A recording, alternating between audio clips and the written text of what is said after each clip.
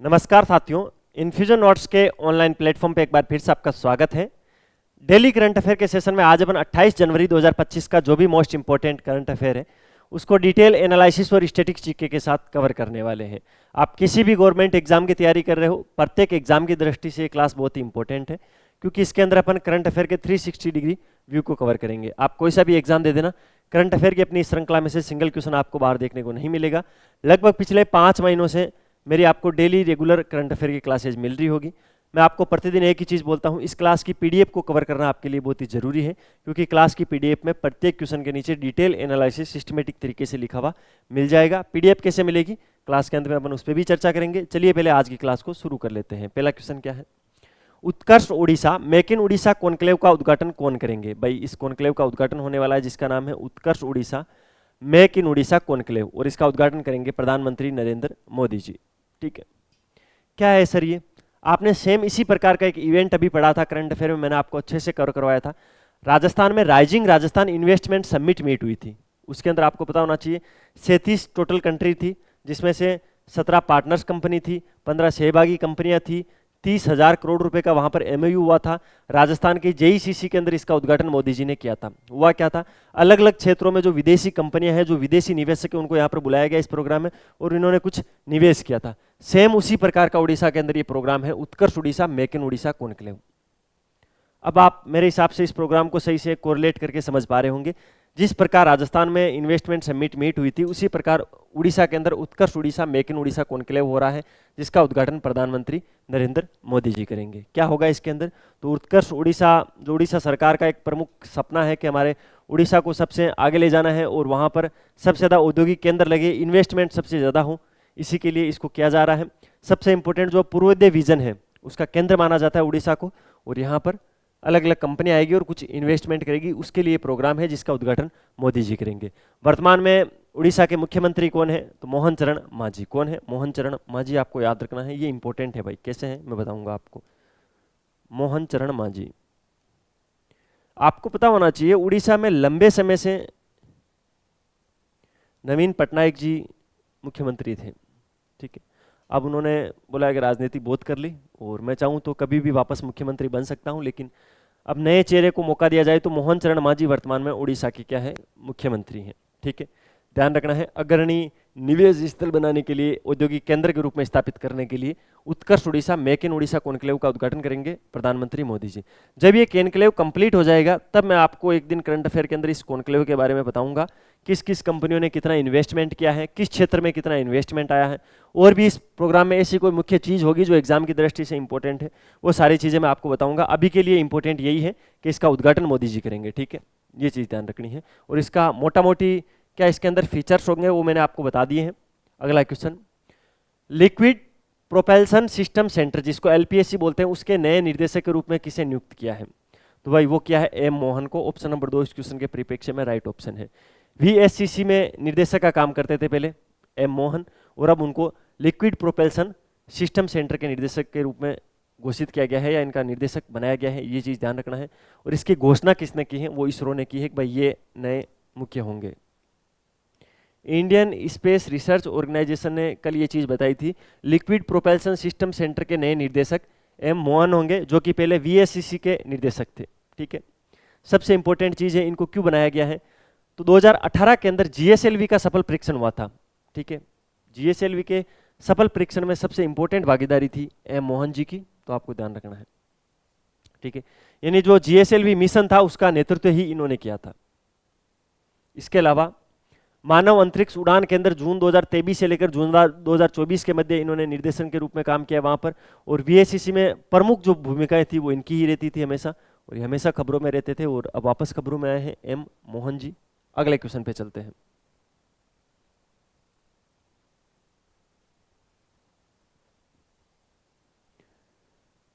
अगला क्वेश्चन है, liquid propulsion system centre, जिसको एलपीएससी बोला जाता है, उसके नए निर्देशक के रूप में किसे नियुक्त किया गया है, तो भाई एम मोहन को।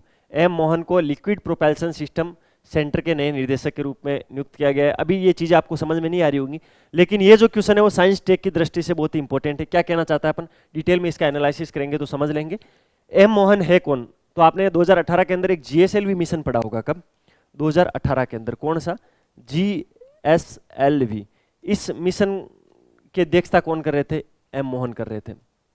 तो आप ये छोटे मोटे व्यक्ति तो नहीं है, आपको पता लग गया होगा। 2018 के अंदर जो GSLV मिशन है उसका नेतृत्व किया था, ठीक है, और जिसने ही भारतीय अंतरिक्ष कार्यक्रम के नए रास्ते, नए द्वार खोले थे। GSLV बहुत ही इंपॉर्टेंट है, आपको पता है। अब ये जो लिक्विड प्रोपल्सन सिस्टम सेंटर का भी इनको निर्देशक बनाया गया है, उससे पहले ये किस पद पर थे? तो ये VSCC के निर्देशक थे। और इनकी ये जो नियुक्ति है वो किसने की है? वो की है इसरो ने, इंडियन स्पेस रिसर्च ऑर्गेनाइजेशन ने इनको नियुक्त किया है, एम मोहन को, लिक्विड प्रोपल्सन सेंटर के नए निर्देशक के रूप में। ये चीज़ आपको ध्यान रखनी है, ठीक है। ये जो मैंने आपको बताया VSCC, इनमें इनका कार्यकाल क्या था? तो उन्होंने जून 2023 के अंदर इसको ज्वाइन किया था और जून 2024 तक ये VSCC के निर्देशक के रूप में रहे थे। 2018 के अंदर GSLV का जब लॉन्चिंग हुआ था तो उस कार्यक्रम के अंदर ये मेन लीड रोल में थे, नेतृत्व कर रहे थे उसका। और अब इनको नया लिक्विड प्रोपल्सन सेंटर, जिसको LPSC बोला जाता है, उसका नया निर्देशक नियुक्त किया गया। नाम है इनका एम मोहन। सारी चीज़ें ध्यान रखनी है। और इनकी नियुक्ति की किसने है? तो वो की है इसरो ने, इंडियन स्पेस रिसर्च ऑर्गेनाइजेशन ने इनकी नियुक्ति की है। अगले क्वेश्चन पे चलते हैं। किस भारतीय क्रिकेटर ने ICC पुरुष test cricketer of the year 2024 का पुरस्कार जीता है? तो अपने जस्सी भाई ने। किसने? जसप्रीत बुमराह। भारत के राइट आर्म फास्ट गेंदबाज हैं जसप्रीत बुमराह, और इनको क्या दिया गया है? सबसे इंपॉर्टेंट है, ICC पुरुष test cricketer of the year 2024 का खिताब दिया गया है। 2024 के अंदर जसप्रीत बुमराह ने टोटल 13 टेस्ट मैच खेले थे, जिसमें 71 विकेट निकाले थे, यानी 14.92 की औसत से विकेट निकाले थे। हर 15वीं बॉल पर जसप्रीत बुमराह को विकेट मिल रहा था, ठीक है। तो ये चीज़ आपको ध्यान रखनी है। जसप्रीत बुमराह जो BGT हुआ था अभी, BGT क्या होता है सर? बॉर्डर गावस्कर ट्रॉफी, उसमें भी आपने इनका परफॉर्मेंस देखा होगा। मुंबई इंडियंस की तरफ से IPL में खेलते हैं। जसप्रीत बुमराह के बारे में आप ढेर सारी चीज़ें जानते हो। तो जस्सी भाई को दिया गया भाई ICC पुरुष test cricket of the year का अवार्ड। ये चीज़ आपको ध्यान रखनी है।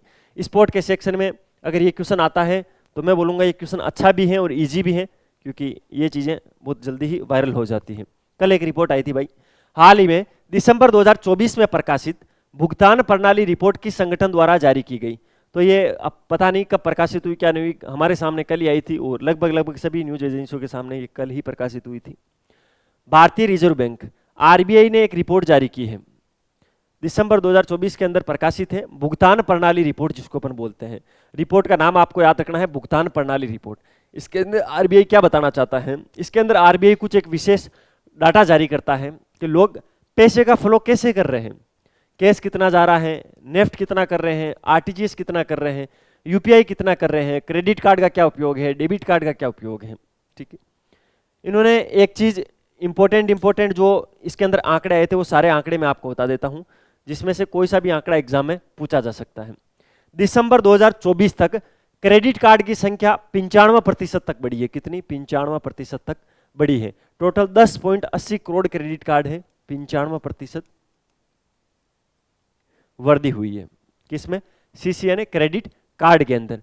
टोटल कितने उपभोक्ता हो गए हैं भारत के अंदर? 10.80 करोड़ क्रेडिट कार्ड उपभोक्ता हो गए। इससे पहले 2019 के अंदर ये रिपोर्ट आई थी, तब मात्र 5.53 करोड़ उपभोक्ता थे। तो आपको ध्यान रखना है 95% क्रेडिट कार्ड से वृद्धि हुई है। भुगतान प्रणाली में 75% तक का भुगतान क्रेडिट कार्ड से हो रहा है, यानी क्रेडिट कार्ड में 95% की वृद्धि देखी गई है। टोटल 10.80 करोड़ क्रेडिट कार्ड उपभोक्ता पाए गए हैं। सबसे इंपॉर्टेंट इस रिपोर्ट के अंदर देखो जो आंकड़े हैं उनमें वृद्धि आप देखना, आप खुद हिल जाओगे।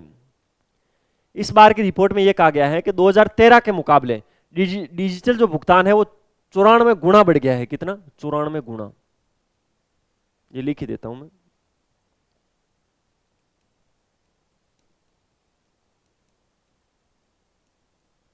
डिजिटल पे डिजिटल भुगतान, ठीक है।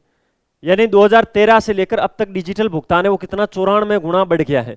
वहीं मूल्य में बात करें तो 3.5 गुना बढ़ गया है। मूल्य में कैसे?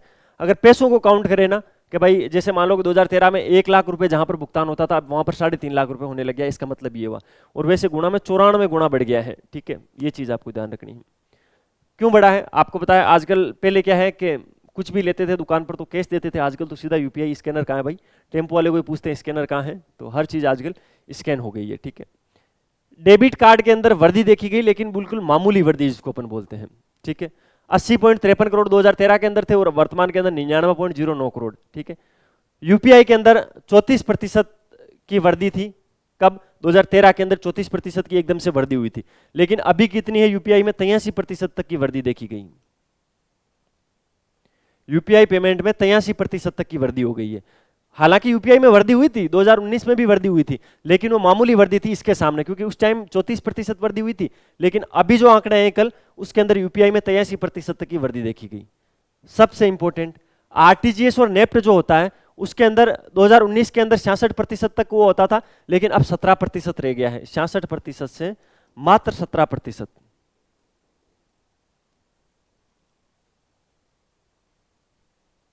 आरटीजीएस लिखो यहां पर, वहां पर आरटीजीएस ही लिखा था।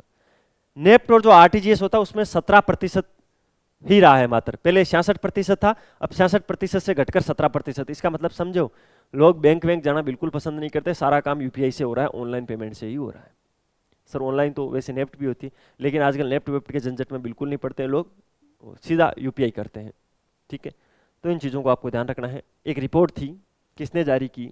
भारतीय रिजर्व बैंक ने जारी की 2019 के अंदर। इससे पहले ये रिपोर्ट जारी हुई थी, अब वापस 2024 के अंदर जारी हुई है। क्या क्या बताया गया इसके अंदर? इसमें एक तो ये चीज़ गई गई है, क्रेडिट कार्ड की संख्या 95% बढ़ गई है। वर्तमान में 10.80 करोड़ क्रेडिट कार्ड उपभोक्ता है। 2019 के अंदर इनकी संख्या 5.53 करोड़ थी। 2013 में डिजिटल भुगतान जितना था उसके मुकाबले अब 94 गुना तक वृद्धि हो गई है। मूल्य में बात की जाए तो 3.5 गुना की वृद्धि हो गई है, ठीक है। क्या सर एग्जैक्ट लेन देन का आंकड़ा आया? तो वो भी लिखा हुआ था उसके अंदर। 2024 के अंदर 20,787 करोड़ रुपए का ऑनलाइन लेन देन हुआ था, डिजिटल भुगतान हुआ था। डेबिट कार्ड में भी वृद्धि देखी गई, लेकिन बहुत ही मामूली वृद्धि जिसको अपन बोलते हैं। 80.53 करोड़ 2019 के अंदर डेबिट कार्ड उपभोक्ता थे, जो अब बढ़कर 99.09 करोड़ हो गए हैं। तो ये भी आपको ध्यान रखना है। इसके अलावा 2019 के अंदर यूपीआई में वृद्धि देखी गई थी 34% की, लेकिन अब वो वृद्धि बढ़कर हो गई है 83% की। ये चीज भी आपको ध्यान रखना है। नेफ्ट और आरटीजीएस 2019 के अंदर 66% होता था, लेकिन अब वो घटकर कितना हो गया है? 17% हो गया है। ये सारा आंकड़े इसके अंदर आए थे, किसमें? अभी जो भुगतान प्रणाली रिपोर्ट भारतीय रिजर्व बैंक ने जारी की थी, उसमें ये सारे डाटा लिखे हुए थे। बाकी जो इस क्लास की पीडीएफ आएगी उसमें शॉर्ट नोट्स के माध्यम से सारी चीजें हाईलाइट करके, कलरफुल करके, सिस्टमेटिक तरीके से मिल जाएगी। तो इस क्लास की पीडीएफ आपको लेना है। क्या सर पीडीएफ के कोई अलग से चार्ज देने पड़ते हैं क्या? पीडीएफ के अलग से आपको कोई भी चार्ज नहीं देना है, पीडीएफ बिल्कुल फ्री ऑफ कॉस्ट। अभी देखो 2-4 क्वेश्चन और है आज के, वो देख लो, उसके बाद में पीडीएफ कैसे मिलेगी वो आपको बता दूंगा। ये मैंने आपको पहले ही पढ़ा दिया था। 5वें खेलो इंडिया, मैंने आपको बताया था लद्दाख के अंदर आयोजन हो रहा है इसका, और मैंने आपसे ये भी बोला था उस टाइम जब इसका समापन हो जाएगा तब मैं आपको इसकी पदक तालिका बता दूंगा। तो इसीलिए इस क्वेश्चन को आज डाला है, कल इसका समापन हो गया था, ठीक है। 5वें खेलो इंडिया शीतकालीन खेलों का समापन किस केंद्र शासित प्रदेश में हुआ? तो लद्दाख के अंदर इसकी शुरुआत हुआ था और लद्दाख के अंदर ये समाप्त हो गया है, ठीक है। एक चीज ध्यान रखनी है, लद्दाख इसके अंदर प्रथम स्थान पर रहा था, फर्स्ट रैंक। लद्दाख के अंदर ही 5वें क्रम के खेलो इंडिया शीतकालीन खेलों का आयोजन हुआ था और लद्दाख ही इसमें प्रथम स्थान पर रहा था, ठीक है। KIWG कहीं पर भी लिखा हो तो समझ आना खेलो इंडिया विंटर गेम्स की बात की जा रही है। इसके अंदर लद्दाख पहले स्थान पर रहा था। लद्दाख ने टोटल मेडल कितने जीते? तो 7 मेडल जीते थे, और इस 7 में से 4 क्या थे? 4 थे गोल्ड, 4 स्वर्ण पदक थे, मेडल 7 थे, उसमें से 4 गोल्ड मेडल थे, ठीक है सर। दूसरे स्थान पर कौन आया था? ये भी आपको पता होना चाहिए, वरना क्या मतलब है। 3 तो कम से कम आपको याद होने ही चाहिए। दूसरे नंबर पर था तमिलनाडु। कौन सा? तमिलनाडु।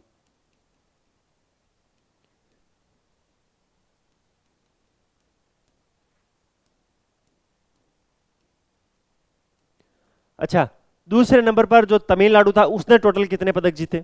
टोटल 5 पदक जीते, जिसमें से 3 गोल्ड थे। सर ये गोल्ड वाले आप अलग से क्यों लिख रहे हो? इसमें एक लोचा है बेटा, मैं आपको समझाऊंगा। तीसरे नंबर पर आता महाराष्ट्र।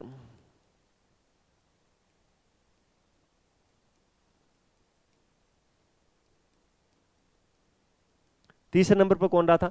महाराष्ट्र रहा था। महाराष्ट्र ने 10 पदक जीते थे, और बताऊं कितने? 10 पदक। सर आप भी क्या ऐसे क्या कर रहे हो? बस ऐसा ही है। अब देखो, लेकिन उसमें 2 गोल्ड थे। सबसे ज्यादा पदक तो महाराष्ट्र ने जीते, फिर भी इसकी तीसरी रैंक आई। कारण क्या है? गोल्ड मेडल कम थे, गोल्ड मेडल 2 ही थे। दूसरी रैंक तमिलनाडु के, उसने महाराष्ट्र से आधे पदक ही जीते, लेकिन उसमें 3 गोल्ड थे। और वही लद्दाख है। 7 में से 4 गोल्ड थे, तो प्रथम स्थान पर लद्दाख है, दूसरे स्थान पर तमिलनाडु है, तीसरे स्थान पर महाराष्ट्र है। 5वें खेलो इंडिया शीतकालीन खेल है जिनका आयोजन लद्दाख के अंदर हुआ था, ये चीज आपको ध्यान रखनी है। और महाराष्ट्र ने सबसे अधिक पदक जीते थे और महाराष्ट्र तीसरे स्थान पर रहा था। 400 से अधिक एथलीटों ने भाग लिया था। बाकी इसके आसपास की सारी चीजें, ये किससे संबंधित थे क्या नहीं थे, वो सारी चीजें मैंने आपको पहले ही पढ़ा दी, तो मैं बार बार आपको चीजें थोड़ी पढ़ाऊंगा। कुछ चीजें तो आप खुद भी तो याद करोगे ना, कि मैं बार बार आपको यहाँ पर पढ़ाता रहूंगा और आप इसको भूलते रहोगे। देख लिया करो इस क्लास की पीडीएफ के अंदर जब सारी चीजें सिस्टमेटिक तरीके से लिखी हुई मिल रही है। तो आईसीसी महिला one day cricketer of the year 2024 का पुरस्कार किसने जीता? ये वनडे और टेस्ट थोड़ा ढंग से देख लिया करो। मैंने अभी भी इससे पहले पढ़ाया था आईसीसी पुरुष test cricket of the year 2024 का खिताब किसको भी दिया गया था? अपने जस्सीबाई को, जसप्रीत बुमराह को। उसी प्रकार आईसीसी महिला one day cricketer of the year 2024 का पुरस्कार किसको दिया गया? स्मृति मंदाना को। किसको? स्मृति मंदाना को। भारत की उपकप्तान है वर्तमान में स्मृति मंदाना। उन्होंने 2024 के अंदर टोटल 13 वनडे मैच खेले थे, जिसमें 747 रन बनाए थे, जो कि सभी खिलाड़ियों में सबसे अधिक थे। इसी के चलते इनको ये पुरस्कार दिया गया है। क्या सर ये जो महिला one day cricketer of the year 2024 का जो आईसीसी का पुरस्कार मिला है, स्मृति ने पहली बार जीता है? नहीं, ये भाई इनको तीसरी बार मिला है। 2018 और 2022 के अंदर भी इनको ही दिया गया था, 18 और 2022। तो बहुत ही शानदार खिलाड़ी है, 18 और 22 में जीता था, वापस 24 में और जीत लिया है। ठीक है, इस साल जो स्मृति मंदाना है अपनी ओपनिंग में आती है, लेफ्ट हैंड बल्लेबाज है, आप देखते होंगे बहुत ही शानदार बैटिंग करती हैं। ठीक है, रील्स पे तो आपके सामने आती होंगी स्मृति जी। तो उसमें 2 खिलाड़ियों को पीछे छोड़ा है। लारा वोल्टार्ड है जिसके 697 रन थे, उनको पीछे छोड़ दिया। एक टेमी ब्यूमोंट थे जिनके 554 रन थे, उनको भी इस साल उन्होंने पीछे छोड़ दिया था। ध्यान रखना, बहुत बड़े गैप के साथ इन्होंने ये आईसीसी महिला one day cricketer of the year 2024 का खिताब जीता है, ये चीज आपको ध्यान रखनी है। ये क्वेश्चन इंपॉर्टेंट है भाई एग्जाम की दृष्टि से। पिछले 3 दिनों से मैं जो 76वां गणतंत्रता दिवस मनाया गया उसके बारे में चीजें आपको बता रहा हूं। इसका मतलब क्या है, यहां से एग्जाम में क्वेश्चन फंसता है। मैंने पहले ही बताया था भाई, जो अपना राष्ट्रीय प्रोग्राम होगा 76वें गणतंत्र दिवस, उसमें इंडोनेशिया के राष्ट्रपति आए थे, मैंने आपको बताया था, प्रोबोवो सुबियांटो। ठीक है, तो उस प्रोग्राम के अंदर अलग अलग राज्यों की अलग अलग झांकियां गई थी। उसमें से सर्वश्रेष्ठ राज्य की श्रेणी में झांकी का पुरस्कार किसको दिया गया? इस क्वेश्चन में ऐसा पूछा गया है। 76वें गणतंत्र दिवस समारोह में सर्वश्रेष्ठ झांकी का पुरस्कार किस राज्य को मिला? तो उत्तराखंड राज्य को। ठीक है, 38वें राष्ट्रीय खेल होने वाले हैं उत्तराखंड के अंदर। ठीक है, उस पर आधारित उत्तराखंड के सूचना विभाग ने एक झांकी जारी की थी, एक झांकी का प्रदर्शन किया था।